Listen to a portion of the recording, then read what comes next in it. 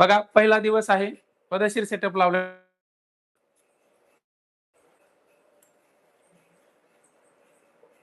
आज जुन्या आणि नवीन दोन्ही बॅचला जॉईन करायची संधी दिलेली आहे आपण. आणि विशेष म्हणजे प्रॉपर सगळ्या सगळ्या गोष्टी पद्धतशीर शिकवल्या जातील. आधुनिक शेती फार्मच्या माध्यमातून हा परत एकदा नवीन बॅच साठी नवीन कोर्स आणि जुन्या बॅच साठी उजळणी कोर्स. ही ही जी आहे आपली, ही 35 नंबर बॅच आहे. हा आवाज क्लिअर आहे, काय प्रॉब्लेम? ही 35 नंबर बॅच आहे. महाराष्ट्रामध्ये आजपर्यंत आपण शेळी पालनाच्या संदर्भातल्या अशा 35, अगोदर 34 घेतल्यात आणि ही 35वी बॅच आहे. बघा, ही बॅच मुद्दाम लावली होती आपण स्पेशल मेच्या महिन्यामध्ये. 8 मेला सुरू करणार होतो. काल काल फक्त प्रास्ताविक तुम्हाला सांगितलं थोडक्यात. आणि आता आज आपण पद्धतशीरपणे इथून पुढे शेळी पालन आणि कुक्कुट पालनातले जे 21 मुद्दे आहेत, बघा 21 मुद्दे आहेत. आपण या पूर्वीच्या बॅचला हे 21 मुद्दे 21 दिवस घेतले होते, दररोज एक एक मुद्दा. परंतु आता फॅन बंद केला तरी चालेल थोडा वेळ. परंतु आता काय केलं आपण, हे 21 मुद्दे 8 दिवसामध्ये कव्हर करायचे. भानगड काय होऊ लागली याचं कारण तुम्हाला सांगतो. आता ऑनलाईन ट्रेनिंग घेतली की तुम्हाला सर्टिफिकेट मला पाठवून द्यावे लागतात. मग 21 दिवसाचे मुद्दे घेतल्याच्या नंतर 21 दिवस चालले, त्याने 21 दिवस गेल्यानंतर परत 8-10 दिवस प्रमाणपत्र लिहायला. मग ती बॅच महिना दीड महिन्याच्या आसपास चालायली. आणि तुम्ही पाठवलेले आधार कार्ड आणि स्क्रीनशॉट मग ते काही जणांचे डिलीट होतात 7 दिवसानंतर. ते मला डाटाच भेटणं झालाय. त्या गोंधळामध्ये 10, 15, 20 जणांचे सर्टिफिकेट तेच राहून चाललेत. वारंवार संपर्क केल्यानंतर बी ते होईना झालाय चालू कर. तर मुद्दा असा व्हायला, त्याच्यामुळे 8 दिवसात बॅच कंप्लीट करू. 8 दिवसामध्ये सर्टिफिकेट पाठवून देऊ. जिकडे तिकडे सगळा विषय. आणि एक महत्वाचा विषय, जुने बॅच मधलं कोणाचं जर राहिला असेल तर मला आठवणीने सांगा तसा, किंवा एखादा कॉल करून किंवा मेसेज करून मी तुम्हाला ते पण पाठवून. हा, मुद्द्यावर येऊया. शेळी पालनामध्ये ज्यावेळेस आपण उतरतो, शेळी पालनामध्ये सुरुवात आधुनिक शेती परिवारामध्ये सर्वात अगोदर नवीन मेंबरचं मनापासून स्वागत. ते अगोदर करायचं असतं पण ते राहून गेलं होतं. सर्वांना शेळी पालन आणि कुक्कुटपालन आणि सरकारी योजनेच्या संदर्भात सगळ्या गोष्टी शिकवल्या जातील. जुन्या लोकांसाठी सांगतो मी, थोडस आता ओघवत्या स्वरूपात पण महत्वाचं अशा स्वरूपात घेणार आहे. सगळ्यात महत्वाचं शेळी पालनामधले ऋतू लक्षात ठेवायचे आपल्याला. पावसाळा, त्याच्यानंतर तुमचा हिवाळा आणि सगळ्यात महत्वाचा असा उन्हाळा. आता हे 3 ऋतू शेळी पालकांना कधी पण हे 3 ऋतू डोळ्यासमोर ठेवून शेळी पालनात उतरायचा. शेळी पालनामध्ये उतरताना बघा, मी महत्वाच्या गोष्टी सांगणार आहे, त्या महत्वाच्या गोष्टीवर फोकस करतो. आणि त्यातले त्यात सगळ्यात महत्वाचा पावसाळा. 3 ऋतू लक्षात ठेवायचे. बघा आता त्याच्यानंतर लक्षात ठेवायचा मुद्दा आहे शेळी पालनाचे 3 प्रकार.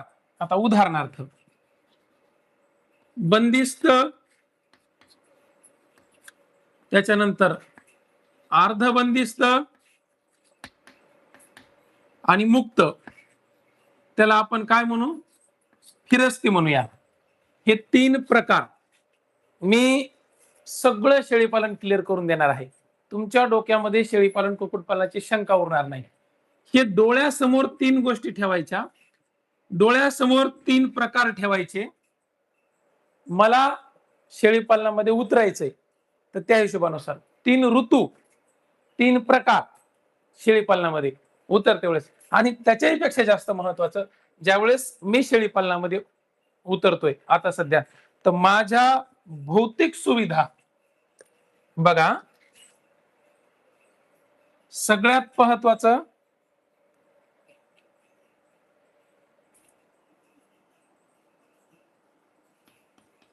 भौतिक सुविधा किंवा गोष्टी, त्याच्यानंतर माझं भांडवल. हे लक्षात ठेवा, भांडवल आर्थिक म्हणजे तुमच्या खिशामध्ये पैसे किती आहेत तुम्ही शेळीपालनामध्ये उतरताना. आणि त्याच्याही पेक्षा महत्वाचं माझ्याकडे भौतिक सुविधा काय, म्हणजे माझ्या आजूबाजूला वातावरण कसं आहे, त्या गोष्टी डोळ्यासमोर ठेवून शेळीपालनामध्ये तुम्हाला भांडवल तुमच्या खिशामध्ये जितकं आहे, जे तुमचं बजेट असेल त्या बजेट पासून तुम्हाला सुरुवात करता येते. आणि त्याच्यापेक्षा महत्वाची जात. या 3 गोष्टी डोक्यात ठेवायच्या शेळीपालनामध्ये आणि ह्या 3 गोष्टीनुसार उतरायचं. आता हे 6 मुद्दे, आपले 9 मुद्दे इथं तुम्हाला आधी कशामुळे सांगितलेत, कारण ह्या 9 मुद्द्याच्या आधारावरती तुम्हाला तुमचा शेळीपालनाचा गाडा पुढे न्यायचा आहे. मग सगळ्यात पहिले शेळीपालनाला जेव्हा सुरुवात करायची, ज्यावेळेस मी शेळीपालनामध्ये उतरतोय, मला ह्या व्यवसायाची माहिती असली पाहिजे. मग इथं आपला पहिला मुद्दा येतो, शेळीची ओळख.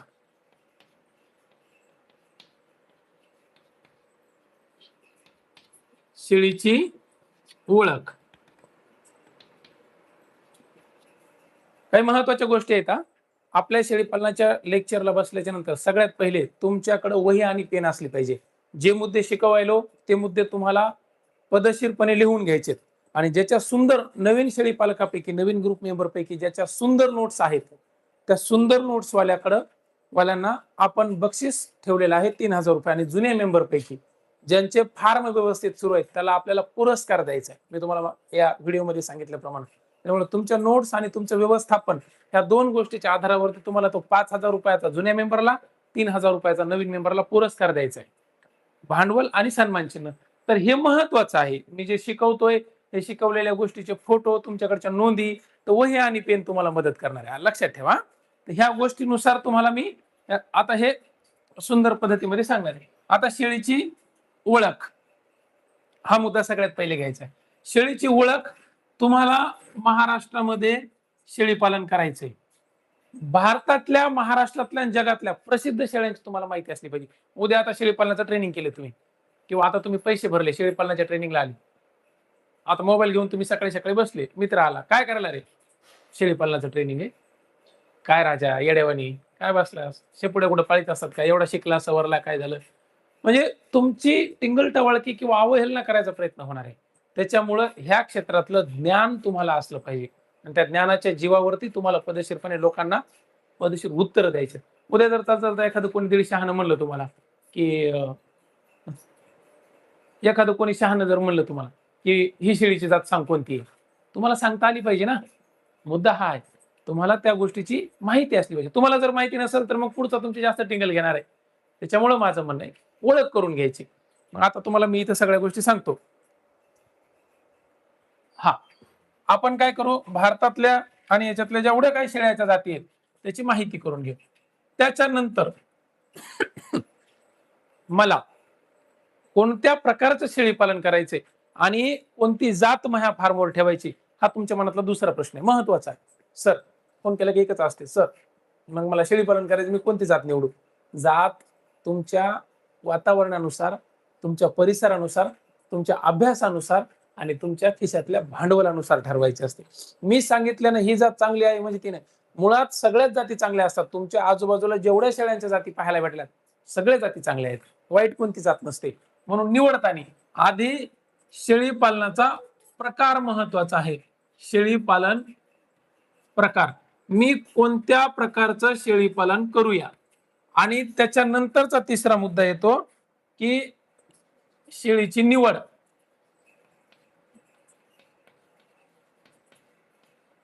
इथं मी माझ्या याच्यानुसार निवड करायची, आलं का लक्षात? मग हा मुद्दा येतो.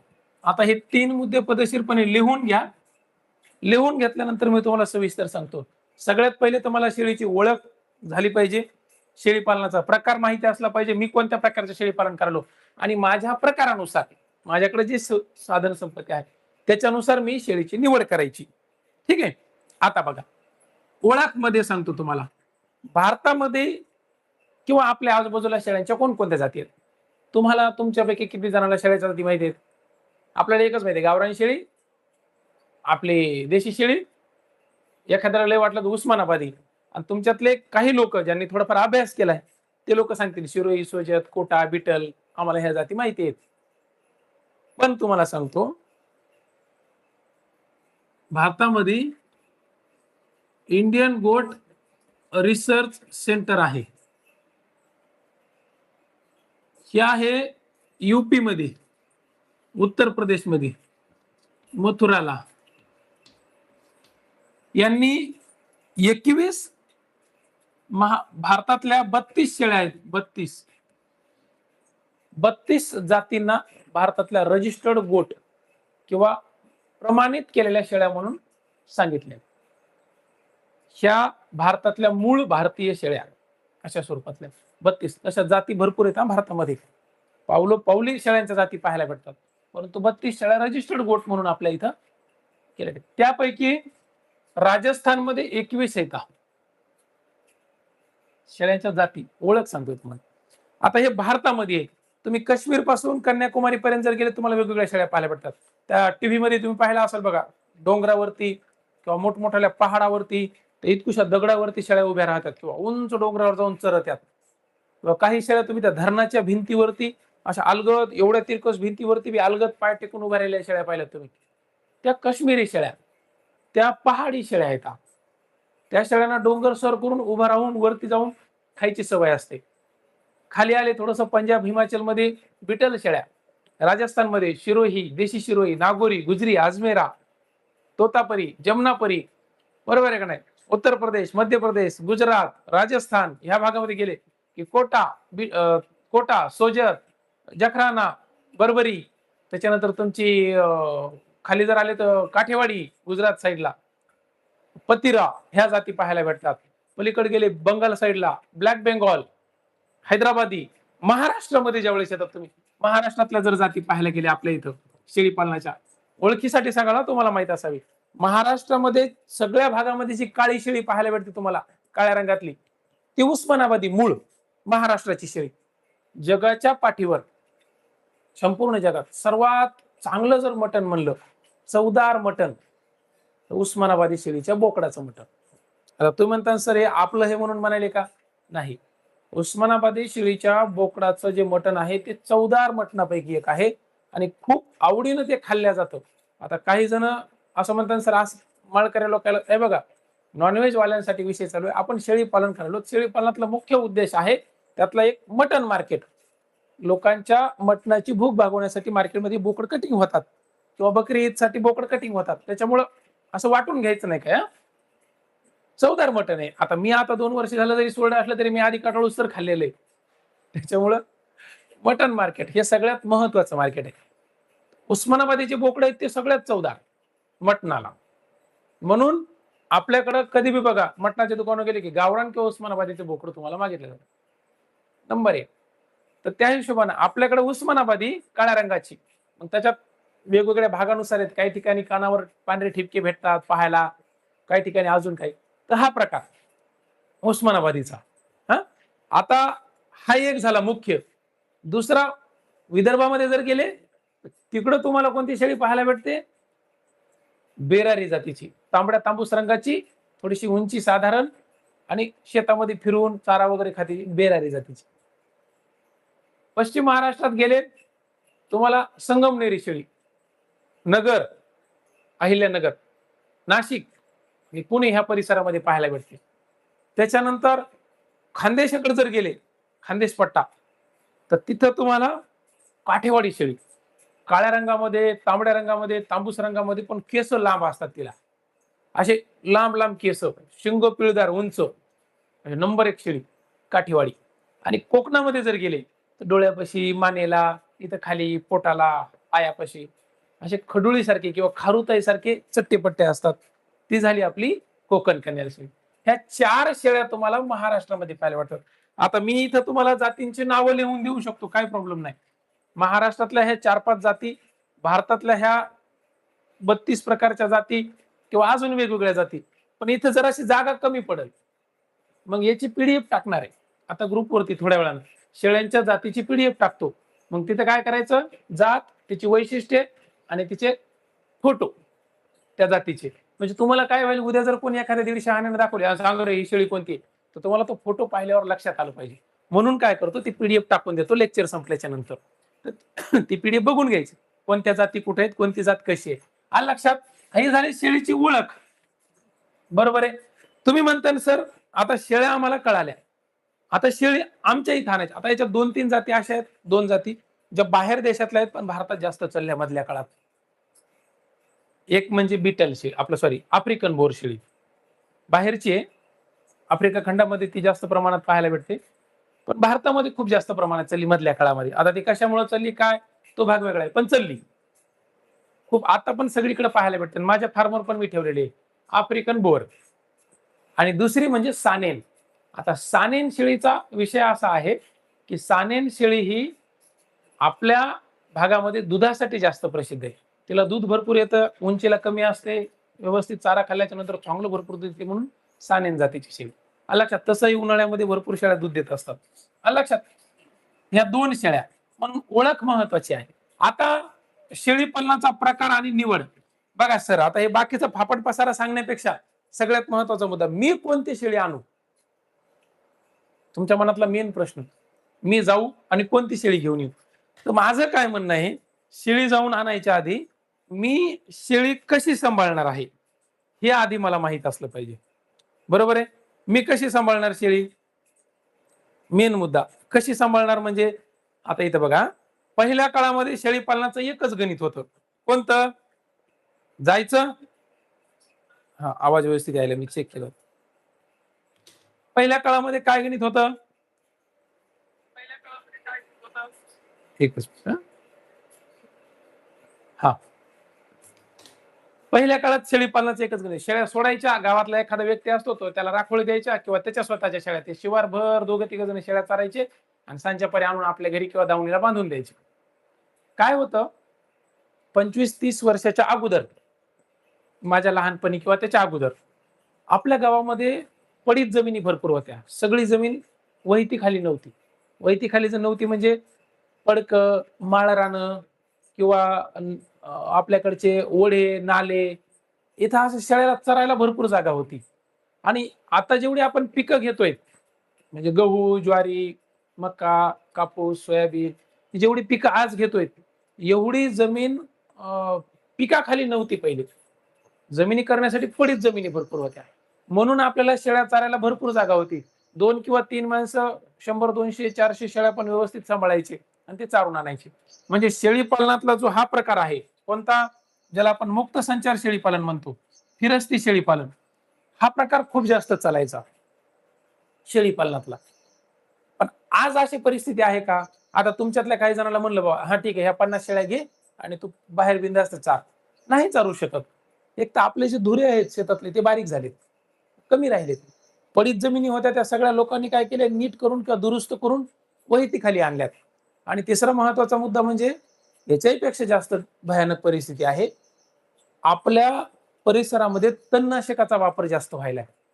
आणि आपल्या भावकीत किंवा म्हणा किंवा आपल्या गावामध्ये एकमेकाच्या, तुमच्या असो माझ्या असो कुठेही असो, आपल्याला एकमेकाचं धन देखवणं झाले आणि त्याच्या शेळ्या आहेत मग चरू द्या माया इकडं, ही मानसिकता जास्त लोकांची नाही राहिली. लोकायला दुसऱ्याचं जनावर आपल्या धुऱ्यावर येऊ देऊ वाटेनं झाले, म्हणून तुमच्या शेळ्यात चारायला प्रॉब्लेम यायलाय. बरोबर आहे का नाही? आता तिसरी मानसिकता झाली की लोकायला हे असे मोकार शेळी पालन करा वाटेनं झाले. लोकायला वाटेल एका जागेवरती शेळ्या बंदिस्त ठेवायच्या, शेतामध्ये चारा लावायचा आणि कापून टाकायचा. ही मानसिकता पण झाली. जुन्या काळात म्हण होती ना, बापा शाळा शिक, नाही तर मग तुला शेळ्या मागे जावं लागल. पण त्याच्यामुळे लोकांना त्या शेळ्या आता बाहेर न्यावं वाटणार. काही मुलं माझ्याकडे आज बी येतात, ते म्हणतात सर शेळ्या चारायला लागल्यावर लग्न नाही व्हायचं उद्या. काही नसतं भाऊ, मेहनतीला कधी बी व्हॅल्यू असतो, जीव लावून करावं लागतं.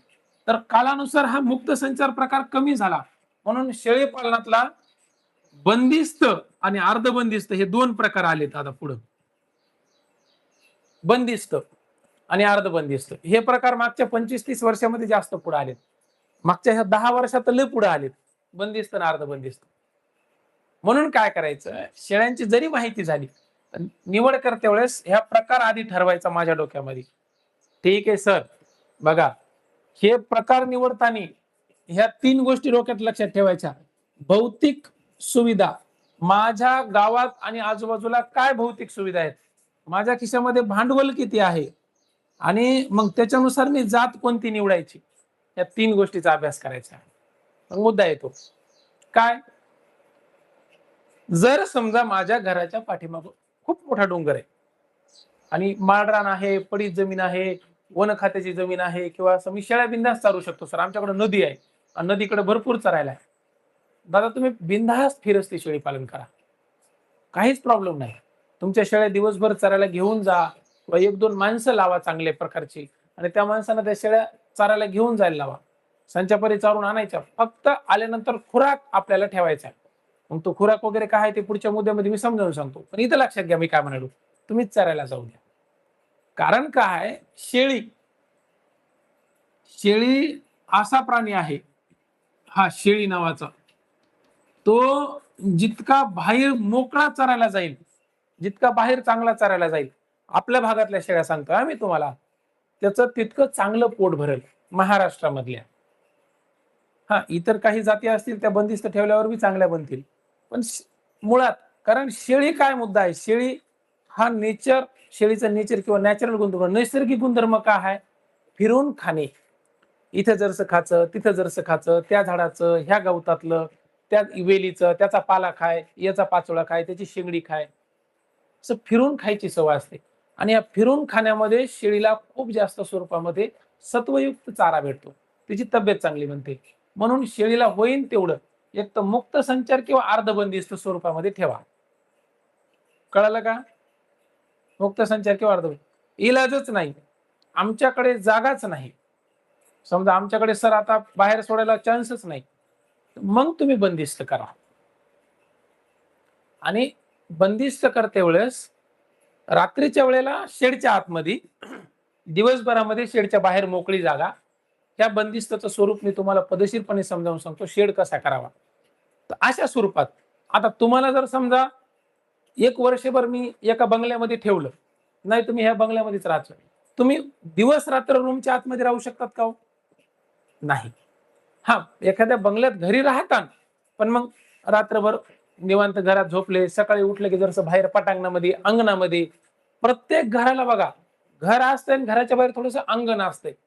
तसं बंदिस्त, ज्याला बंदिस्त शेळी पालन करायचं, बंदिस्त, त्यांनी शेळ्यांना रात्रीच्या व्यवस्थेसाठी शेड आणि शेडच्या बाहेर पटांगण, मोकळे अंगण किंवा मोकळी जागा, त्याला कंपाऊंड मारून घ्यायचं, तिथे व्यवस्था, म्हणजे शेळ्या सकाळी बाहेर आल्या पाहिजे.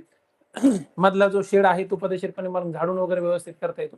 असा 2 स्वरूपात कोणाला, ह्या बंदिस्तवाल्यांना. मग माझं तेच म्हणणं आहे, तुमच्याकडे जर समजा भौतिक सुविधा नाहीये, तुमच्याकडे डोंगर नाही, नद्या नाही, काहीच नाही, तुम्ही बंदिस्त करा. पण बंदिस्त करताना शेतीतला काही हिस्सा त्या शेळ्यांच्या संख्येनुसार चाऱ्यासाठी ठेवायचा. बंदिस्त शेळी पालन करताना चाऱ्यासाठी जमीन तुम्हाला वेगळी ठेवावी लागणार. अर्धा एकर, 1 एकर, 2 एकर, 5 एकर, तुमची जशी शेळ्यांची संख्या आहे. मग किती शेळ्याला किती असावा ते तुम्हाला नंतर सांगा. तरी पण 20-25 शेळ्या जर असतील तर त्याचे पिल्ले 20-25 शेळ्या, 1 एकर तरी जमीन तुम्हाला ठेवावी लागते. मग त्या जमिनीत काय लावायचं, किती लावायचं, कसं लावायचं ते आपल्या चारा व्यवस्थापनात शिकवतो. प्रकार लक्षात आला? शेळी पालनाचा प्रकार. बंदिस्त प्रकारामध्ये शेळी अजिबातच बाहेर जात नाही, 24 तास त्या फार्मवरच राहणार, बाहेर जाणार नाही. पण रात्रीच्या वेळेला शेडच्या आतमध्ये, सकाळी उठल्याच्या नंतर बाहेर अंगणामध्ये किंवा पटांगणामध्ये, मग पाण्याची आणि चाऱ्याची व्यवस्था दोन्ही ठिकाणी, शेडच्या आतमध्ये बी करा आणि बाहेर पण करा. सावली असली पाहिजे. 3 ऋतूनुसार, पावसाळा, उन्हाळा आणि हिवाळा, 3 ऋतू डोक्यात डोळ्यासमोर ठेवून बंदिस्ताची रचना करायची. अर्धबंदिस्तवाल्यानं काहीच ताण घ्यायचा नाही. सकाळी घंटा 2 घंटे शेळ्या सोडायच्या, आणायच्या, जरसा चारा टाकून द्यायचा दुपारच्या पाऱ्यामध्ये, सांजच्या पुन्हा जरशा सोडायच्या, मिटला विषय. अर्धबंदिस्तवाले किंवा अर्धबंदिस्तवाले काय करतात, काय काय जण पावसाळ्यामध्ये बंदिस्त करतात, उन्हाळा आणि हिवाळ्यामध्ये मोकळ्या सोडतात, तसंही चालतं, काही प्रॉब्लेम नाही. मुक्त संचारवाल्यांना यायला तर काही ताणच नाही, फक्त एक शेड करायचा आहे शेळ्यांना रात्रीच्या वेळेला थांबण्यासाठी. सकाळी सोडल्या की गेल्या दिवसभर चरायला. अलग लक्षात? तर हा प्रकार, ह्या प्रकारानुसार शेळी पालन निवडायचं. आता मी तुम्हाला सांगितलं कोणी कोणतं निवडायचं ते लक्षात आलं तुमच्या. जातीनुसार प्रकार असला पाहिजे. आता शेळी पालनाचा प्रकार, कोणती जात आणायला त्याच्यानुसार. आता मी मगाशी म्हणलं इथं खाली मुद्दा दिलाय बघा, हे मुद्दे उगच लिहून ठेवले नाही, हे 9 मुद्दे तुम्हाला, हे 21 मुद्दे शिकताना, शेळी पालनातले 21 मुद्दे शिकते वेळेस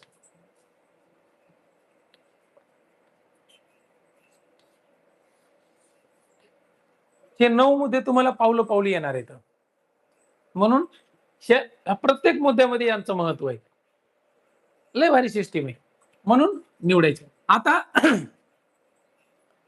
प्रकार जर समजा मी बंदिस्त किंवा आणि डोक्यातून एक काढून टाकायची गोष्ट, तुमचा वारंवार प्रश्न असतो, उस्मानाबादी किंवा गावरान शेळी बंदिस्त होते का? बिनधास्त होते. शेळीला तिला आवडता चारा किंवा तिने जो आजपर्यंत खाल्लेला चारा आहे तो जर तुम्ही घरी जरी समजा टाकत राहिले तिला, तरी शेळी बंदिस्त होते. आज मला एक गोष्ट सांगा, आपल्याकडं रोजमजुरी करणारी काही माणसं असतात गावातली. त्याच्या दारामध्ये 1-2 शेळ्या असतात. मजुरी करणारी किंवा रोजानं जाणारी किंवा सालगडी त्याच्या दारात शेळी असते. ते रोज चारतात का हो नेऊन? नाही. ते सकाळ संध्याकाळ घरी चारा आणतात, ती दावणीलाच बांधलेली असते आणि तिथं चारा टाकतात. त्या शेळ्या प्युअर बंदिस्त येतात. त्याच्या तब्येती बघा किती चांगल्या येतात. म्हणून डोक्यातून ही कन्सेप्ट काढून टाकायची किंवा बंदिस्त, अर्धबंदिस्त शेळीची. लक्षात ठेवा. शेळीला लागणारा चारा, शेळीला लागणारं वातावरण आणि शेळीला लागणारा खुराक जर तुम्ही जागेवर जरी देऊ शकले, तरी ती शेळी बंदिस्त होते आणि कोणत्याही जगातली कोणती बी जात बंदिस्त होते. हे डोक्यातून काढून टाकायचं हां, होते बंदिस्त. फक्त तिचा स्वभाव, तिचं वातावरण, तिचे गुणधर्म, तिला लागणारा चारा ह्या सगळ्या गोष्टी लक्षात घेऊन. आता याच्यात होतं काय, एखाद्या शेळीला सवय असते बाहेर फिरून खायची. आता तुम्ही 10 शेळ्या आणल्या समजा बाजारातून विकत आणल्या आणि त्यातल्या सगळ्या शेळ्या बाहेर चरायला जात होत्या. मग तुम्ही बंदिस्त केल्या बाजारातून आणल्या किंवा बाहेरून आणल्याच्या नंतर. त्यातल्या 1-2 शेळ्या अशा असतात, ज्या ॲडजस्टच होत नाहीत बंदिस्तला. का? त्यांनी आजपर्यंत बाहेर फिरून खाल्लेलं आहे आणि इथं त्याला बंदिस्तला चारा खाऊ वाटत नाही किंवा दुसऱ्या शेळ्या मारतात म्हणून त्याला चारा खाता येत नाही. मग तुम्ही काय म्हणता? मी फिरस्तीच्या शेळ्या आणल्या होत्या सर त्या बंदिस्तच होईनात. दादा तुला ती शेळी समजून घेता नाही आली किंवा ती शेळीला तुला हातावर नाही घेता आलं. तुम्ही जनावराला हातावर जर घेतलं ना, तुमची शेळी बंदिस्त बी होते आणि तुमची शेळी फिरस्ती बी होते. फक्त तुम्हाला हातावर घेता आलं पाहिजे. ही सगळ्यात महत्वाची गोष्ट आहे. म्हणून बंदिस्त शेळी फिरस्ती बी होते आणि फिरस्ती शेळी बंदिस्त बी होते. जनावर समजून घेता आलं पाहिजे. आता अशी उदाहरणं माझ्याकडे कित्येक आहेत, हजारो उदाहरणं आहेत. हां, जी शेळी होईना झाली समजा, फिरून खायची सवय होती आणि तुम्ही करलात, तुमच्या हातावर तुम्हाला घेता येईना झाले, तुम्ही डोकंच लावायचं नाही. शेळी आडमुठ असते. ती फिरस्तीवाली शेळी जी आहे, ती बंदिस्त होणार नाही. का? तिचा स्वभाव, जनावराचा स्वभाव असतो आडमुठेपणा. आडमुठपणा ती करणार, त्याच्यामुळे तुम्ही तिच्या नादी लागायचं नाही. ती सरळ एखाद्या फिरस्तीवाल्याला विकून टाकायची. तुमच्यापाशी खराब होण्यापेक्षा, तुमच्यापेक्षा तिची तब्येत उतरण्यापेक्षा तुमच्यापाशी ती डायरेक्ट विकून टाका. बाजारामध्ये नेऊन टाका. काय ₹1000-500 कमी येतील. पण उद्या ताण होणार नाही तुम्हाला. कारण काय असतं ती शेळी बळजबरी होणार नाही. म्हणून शेळी समजून घेता आली पाहिजे आणि शेळी तिच्या प्रकारानुसार बंदिस्त, अर्धबंदिस्त आणि फिरस्ती काहीही होते. पण तुम्हाला हातावर घेता आली पाहिजे. आता हातावर घेणे किंवा शेळीला आपलंसं करणे किंवा शेळीला जीव लावणे, मया लावणे हा शिकवायचा पार्ट नाही. प्रत्येक जण माय-बाप त्याच्या लेकराला जीव लावत असतात. श्रीमंत श्रीमंताच्या पद्धतीनं, गरीब गरीबाच्या पद्धतीनं, मजूर मजुराच्या पद्धतीनं, नोकरदार नोकरदाराच्या पद्धतीनं. मग तुमचं शेळीपालन तुमच्या पद्धतीनं. मी येऊन तुमच्यातल्या शेळ्या वळणार आहे का? नाही. मग तुम्हाला शिकावं लागणार आहे. जनावर हातावर कसं घ्यायचं? त्याला एखादा इंजेक्शन किंवा औषध आहे का? नाही, नाही. सरनं सांगितलं जनावर हातावर घ्यायचं, मग द्या हे इंजेक्शन, मग जनावर हातावर येते. नाही. आपली बायको, आपले लेकरं, आपल्या घरातली माणसं आपल्या कालानुसार, आपल्या स्वभावानुसार हातावर घ्यायचे असतात. तसं तुमच्या शेळ्या तुमच्या पद्धतीने हातावर घ्यायच्यात. कळालं का? हा पार्ट ज्याचा त्याचा वैयक्तिक आहे. पण जीव लावा, त्याच्या संग वेळ द्या थोडासा, स्वभाव समजून घ्या. ती शेळी तुमच्या हातावर येते. काहीच प्रॉब्लेम नाही. म्हणून प्रकार निवडताना कधीच डोक्यात ठेवायचं नाही, की ही जात होईल का नाही. कोणत्याही जातीची शेळी कोणत्याही प्रकारामध्ये बंदिस्त, अर्धबंदिस्त होत असते. मग मी कोणती निवडावी? मला शेळी पालन करायचंय. माझा प्रकार ठरला सर, मी अर्धबंदिस्त करणार आहे. नाही, नाही, मी जरशा सकाळी सोडू शकतो घंटाभर, काही प्रॉब्लेम नाही. गावातले लोक उठायच्या आधी घंटाभर फिरून आणतो. सांच्याभरी घंटा फिरून आणतो आणि बाकीचा चारा टाकतो. नाही, नाही सर, माझं ठरलंय. मी पूर्ण बंदिस्त करणार. आपलं भावकी संघ पटत नाही. गावामध्ये मयसूत्र नीट नाहीत. मी देवड आहे. भावकी त्याच्यापेक्षा पलीकडे. मग तू बंदिस्त कर. तुझं कोणासंग जमत नाही ना, तू बंदिस्त कर. तुला कामात ना शेळ्या एवढ्या याच्यावर आलो मग आता का मी शेळ्या वळायच्या का? बाहेर फिरून शेतामध्ये चालायला नको नेऊ, घरी ठेव बंदिस्त, काही प्रॉब्लेम नाही. मग तुमचं ठरलंय ना, मग मी कोणती शेळी निवडू? माझा शेळी पालनातला प्रकार निवडला, मी शेळ्यांची माहिती झाली, मी जात कोणती निवडू? बघा सुरुवात करायलात ना, तुम्हाला शेळीपालनातलं काहीच माहित नाही आजपर्यंत. तर तुम्ही सुरुवातीला काय करायचं, माझ्या गावात, माझ्या आजूबाजूला, माझ्या पंचक्रोशीमध्ये किंवा आमच्या तालुक्यामध्ये ज्या जातीची शेळी चालते, त्या जातीची शेळी तुम्ही निवडा. लक्षात आलं का?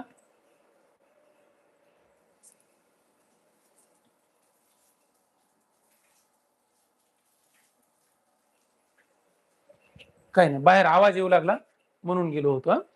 इथं. हा, लक्षात आलं? माझ्या परिसरामध्ये जी शेळी आहे ती निवडायची. आता उदाहरण सांगतो तुम्हाला. आता लय काही आपण गाव सोडलं नाही, जिल्ह्याच्या कधी जास्त बाहेर गेले नाहीत, काही नाही. आपलं शिक्षण वगैरे इकडेच झालंय जास्त. तुमचं आता लग्नाचं वय झालंय आणि तुम्हाला आता सोयरीक बघायची. तुम्हाला सोयरीक कुठली बघितली जाते हो? पाहुण्या-रावण्यात, आजूबाजूच्या गावामध्ये किंवा पंचक्रोशीमध्ये किंवा लय झालं तालुक्यात, जिल्ह्यामध्ये आजूबाजूला, एखादा आजूबाजूचा जिल्हा सोडून. तुम्हाला आता लग्नाला आले आणि तुम्हाला सोयरीक बघायची. चला पंजाबमध्ये, लुधियाना जिल्ह्यामध्ये आपण सोयरीक बघू, असं होतंय का? मला सांगा ना, होतंय का? नाही होत. कशामुळे होत नाही? कारण आपल्या वातावरणानुसार, आपल्याकडच्या भाषेनुसार, आपल्याकडच्या चालीरीती समजून घेणारी पोरगी आपल्या घरी आणावं लागते. बरोबर आहे का नाही? लगेच नाही ना, निघाले चला तामिळनाडूमधून आणू. हां, ती काय बोलायली काहीच मेळ लागायचा नाही. सकाळ संध्याकाळ इडली आणि सांबारच खाली. बसेल का आपल्याकडे बॅलन्स? म्हणून बघा, आता याच्यात शेळीपालनाचा काही संबंध नाही. पण मुद्दा असा आहे, आपल्याला शेळीपालनात उतरायचंय. मी नवीन आहे. दादा मला जास्त माहिती नाही. एकदम आता आता ह्या वर्ष 6 महिन्यात शिकलोय. शेळीपालन करायचंय. मग तुम्ही काय करा, तुमच्या परिसरातली, जिल्ह्यातली, तालुक्यातली, तुमच्या भूभागातली, तुमच्या भागात जी शेळी चालते, ती शेळी आणून सुरुवात करा. मग तुम्ही मराठवाड्यातले असाल, तर तुम्ही उस्मानाबादीपासून सुरुवात करा किंवा गावरानपासून करा. तुम्ही जर समजा विदर्भातले असाल, तर तुम्ही बेरारीपासून करा.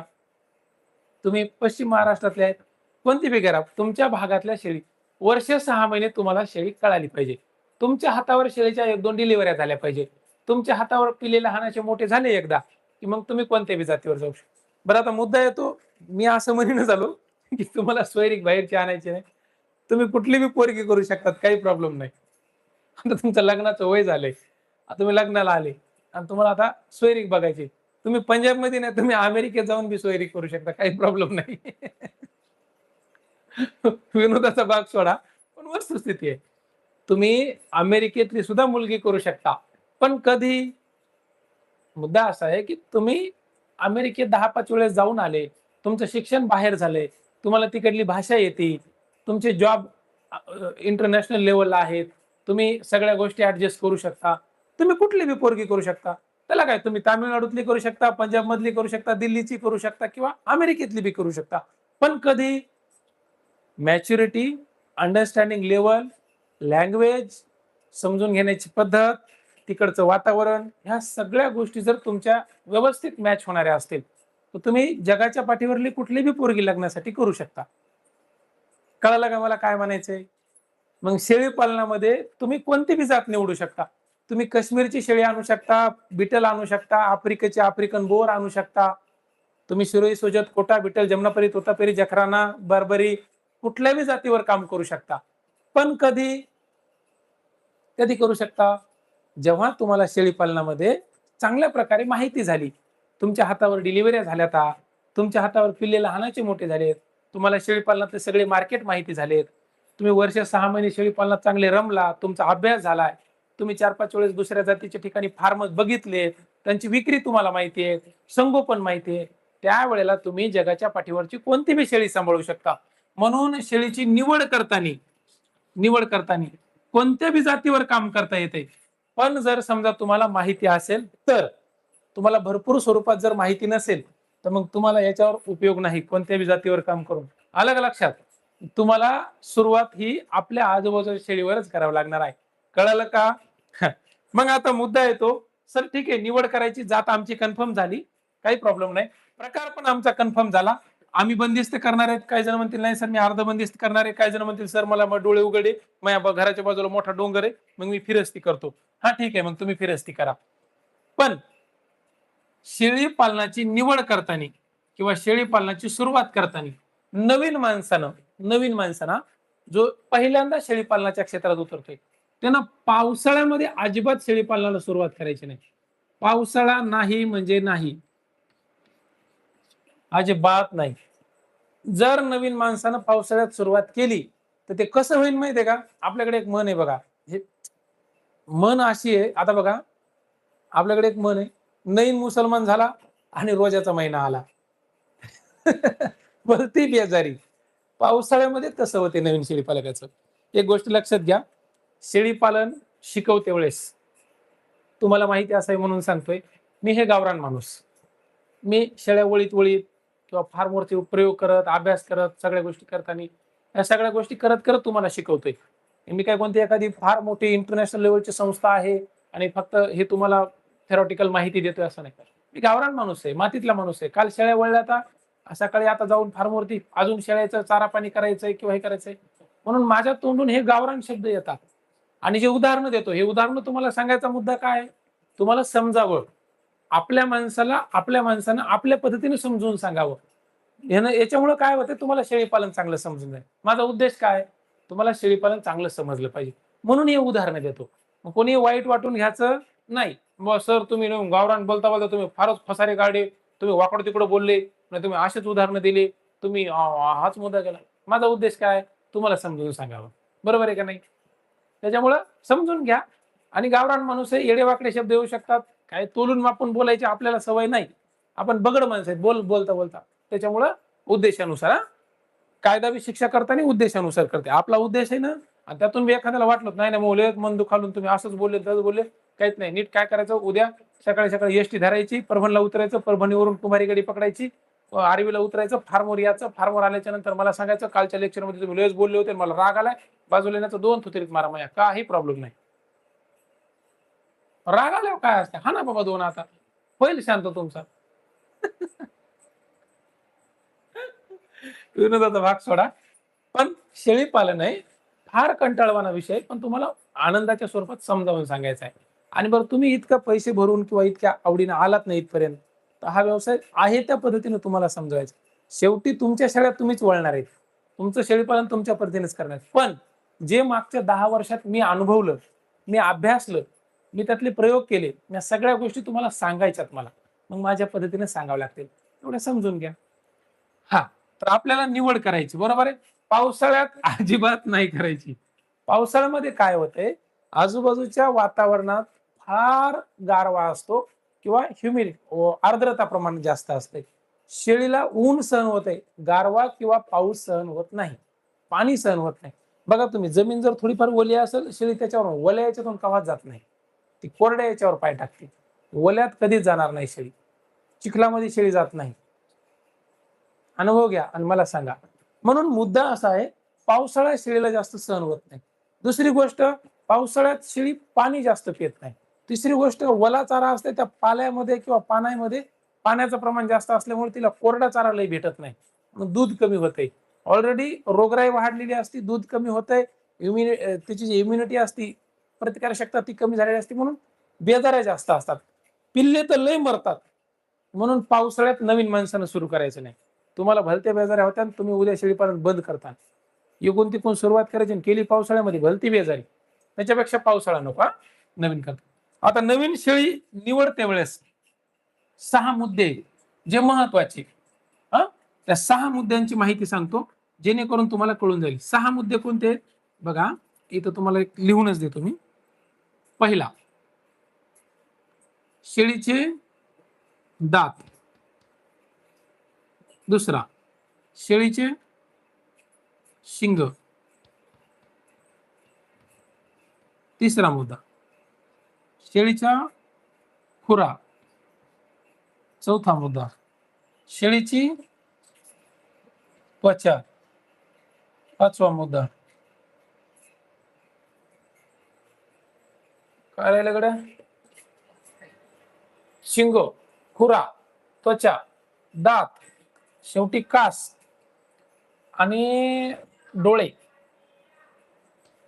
डोळे आणि 6वा मुद्दा आहे कास. हा,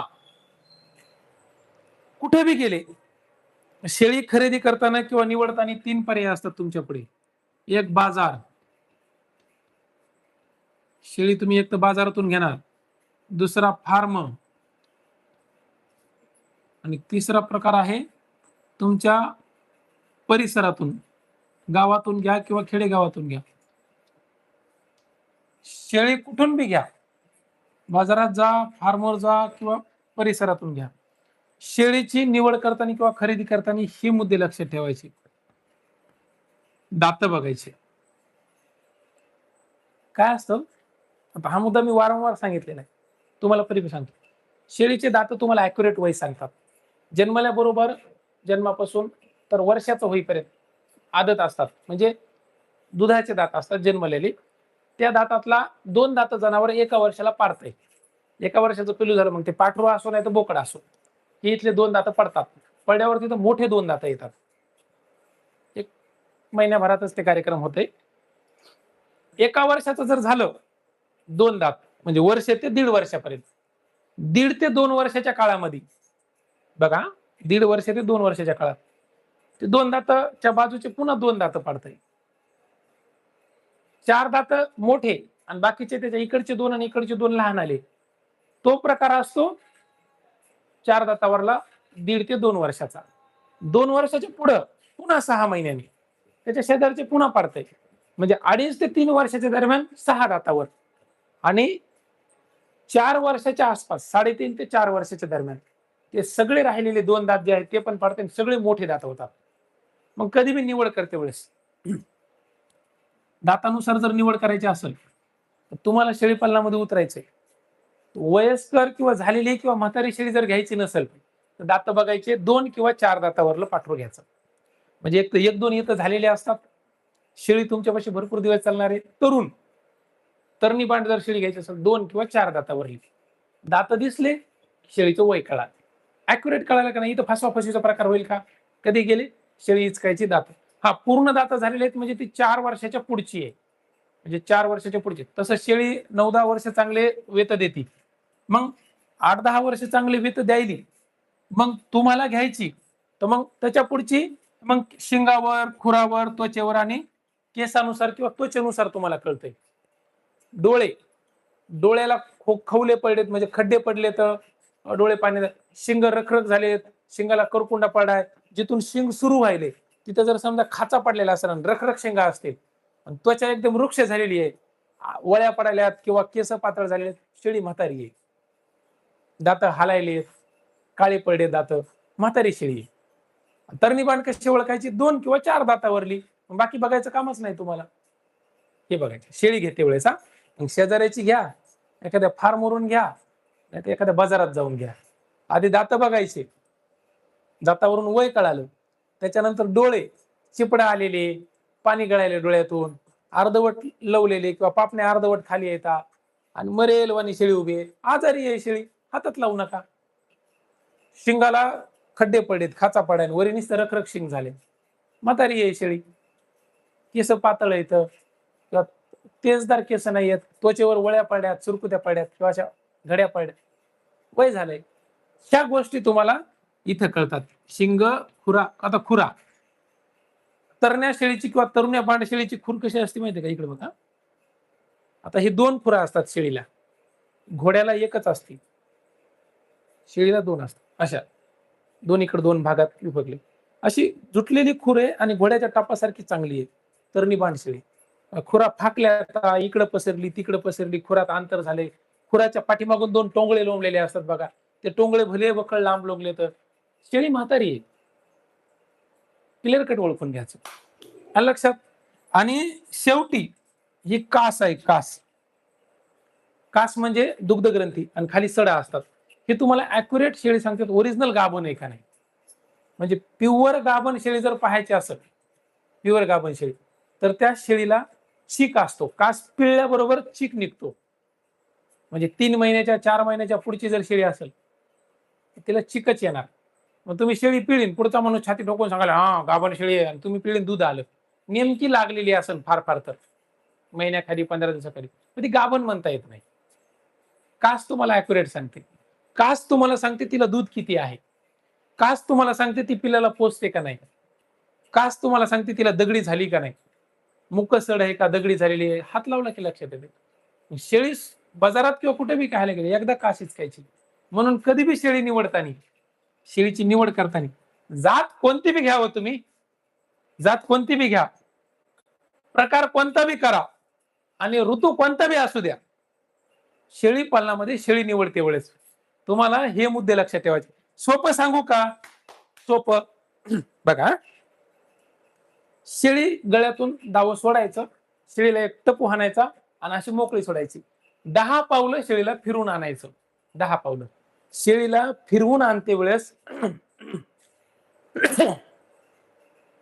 10 पावलामध्ये शेळी तुम्हाला ऍक्युरेट सांगते शेळी चांगली आहे का वाईट आहे, शेळी खोडेल आहे का, शेळी तरुण आहे का म्हातारी आहे, शेळी आजारी आहे का निरोगी आहे, हे सगळ्या गुण शेळी फक्त 10 पावलात सांगते. उदाहरण कसं, सोडली आणि चलायली. चलताना शेळीची मान, आता हे शेळीचे शरीर आहे, शरीरापेक्षा मान जर अशी वर असेल तर शेळी निरोगी आहे. आणि शरीरापेक्षा जर मान खाली टाकून चालायली, मान बी खाली टाकली आणि शेपूट बी खाली टाकली, शेळी आजारी आहे, शेळी ताणामध्ये गेलेली, स्ट्रेस मध्ये आहे शेळी. पण शेपूटच्या आकडा वरी आहे, मान वरी आहे, अशी भिरभिर बघायली, डोळे पूर्ण उघडे आहेत, असं तिचं बारीक लक्ष आहे, सगळीकडे अशी चांगली पदेशीरपणे बघायली, शेळी नंबर 1 आहे, आजारी नाहीये शेळी. हा, दात बघायची, तोंड इचकिलं, दात 4 दातावर 2 दातावर आहे, तर बांड शेळी आहे. कास पिळली, दूध बघितलं, चीक आलाय, पिवळसर चिकट दूध आलंय, एकदम चिकट, गाभण आहे शेळी. बरोबर आहे का? अजून थोडीशी पुढे चालली, मागच्या पायामध्ये पाय हालताना जर ढोपर घासत असेल, शेळी मोडलेली नाही तर फेगडी आहे. चलते वेळेस कासचे दोन्ही सड पदशीर हालेले तर लांबी सारखी दिसायली, हा काही प्रॉब्लेम नाही. एक सड वरी लटकलेलं आहे आणि एकच सड खाली आहे, सड म्हणजे ते स्तन. शेळीचं सड मुक आहे, नाही तर दगडी झालेली आहे. चलते वेळेस शेळीचं पुढच्या पायात लंगडायली, शेळी मोडलेली आहे. एक इकडंच बघून चालली, शेळी आंधळी आहे.